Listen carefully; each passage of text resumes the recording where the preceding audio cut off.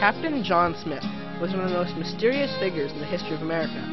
Many people think they know his epic tale, thanks to the modified version of his life, only to find themselves proven wrong. The generally accepted story is that Captain John Smith, a dashing young explorer seeking nothing but pure adventure, had sailed into the new land with a small band of brave explorers.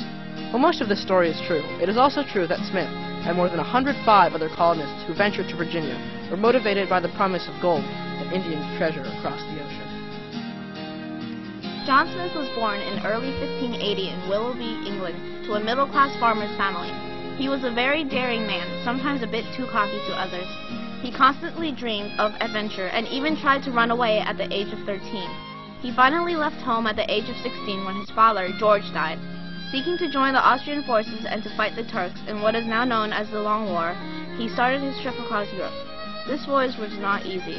He was robbed, marooned, and had to beg or steal for money. At one point, he even became a pirate on a ship belonging to Captain La Roche. When he finally made it back to Hungary, 6 months after his departure from England, he was quickly promoted to captain and was given a coat of arms.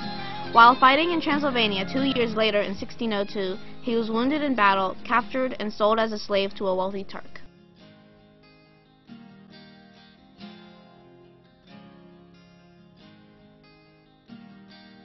After returning to England, Smith became actively involved with plans to colonize Virginia.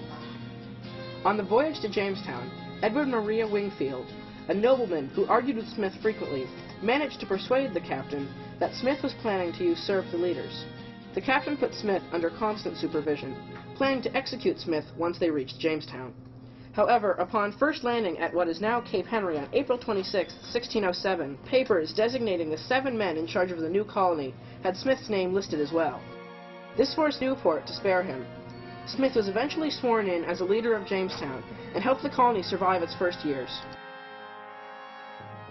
On an exploration trip through Virginia, Smith was captured and taken captive by the chief of the Powhatan tribe and condemned to death. Pocahontas, the chief's daughter, saved Smith's life. Afterwards, Smith managed to strike a friendship with the neighboring Indians. Under his influence, the colony traded with the Indians, which saved them from starvation. Smith also became friends with the powerful Indian chief, Powhatan. Smith almost died when a stingray attacked him. The area where the incident happened today is called Stingray Point, along the Rappahannock River. After healing, Smith had the stingray killed, cooked it, and ate it. Afterwards, he set out to explore more of the Chesapeake Bay, mapping out most of the area.